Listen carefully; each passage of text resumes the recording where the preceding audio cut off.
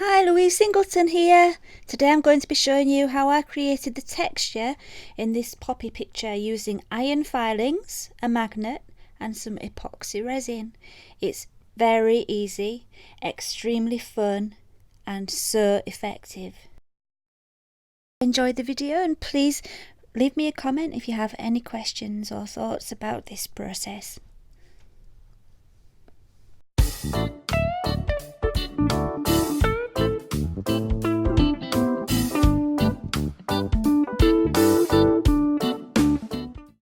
So today we're going to be working with iron filings.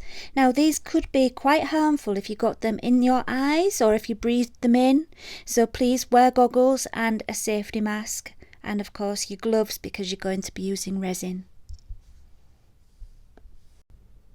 So to start with, I've got a ceramic tile which I've dropped some alcohol inks on to make this red background for my poppy. I didn't record it because I'm a complete beginner with alcohol inks, and I didn't actually think it was going to turn out very well, but I'm actually really pleased with the result. So maybe I'll do some other videos in the future with alcohol inks, but the main purpose today was to show you what's happening now, which is the iron filings being put on. So there's a magnet underneath, which I'll put a link to a similar one on in the description, and I've moved them. I've poured them straight onto the tile with the magnet underneath, and I've moved them around with the lolly stick. And now I'm just adding some MasterCast resin with some black acrylic paint in it.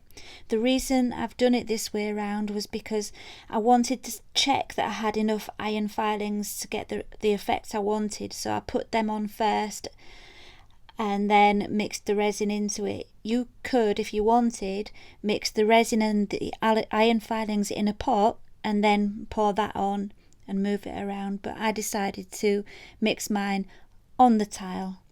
I just felt I had more control over having the right amount of resin and where the iron filings were going to end up.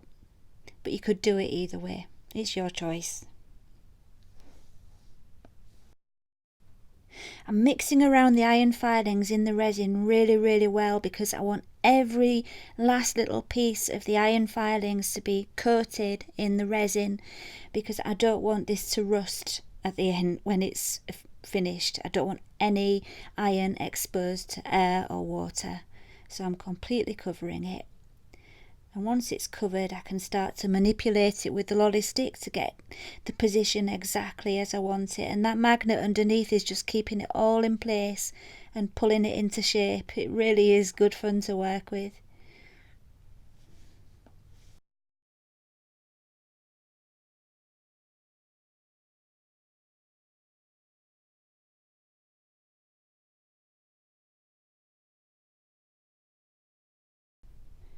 Okay, so I'm happy with the positioning of that now, and I'm just going to pour on a little bit, not too much, a little bit more of the black resin just into the centre, just to make it nice and neat and tidy.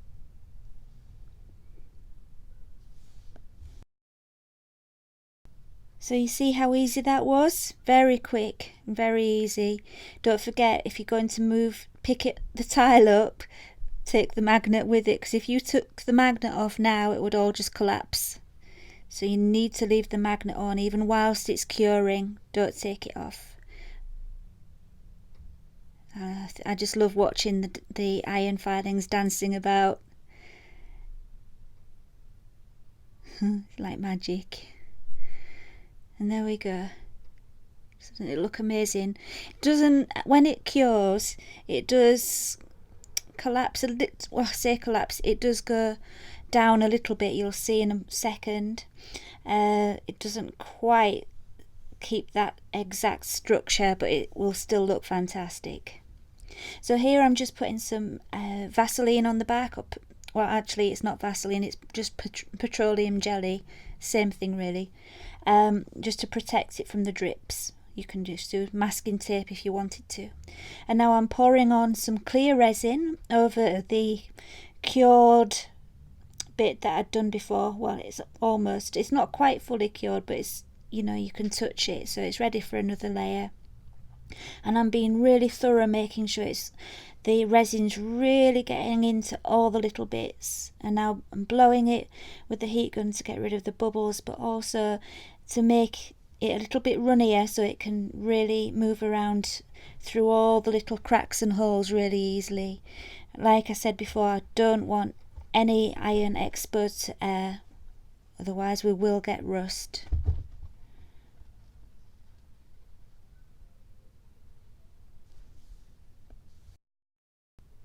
So now I'm just tidying up the edges, making sure it's nice and neat. And you can see how quick and easy this was to do. It really was simple. And it's not going to be a coaster because you can't stand anything on this.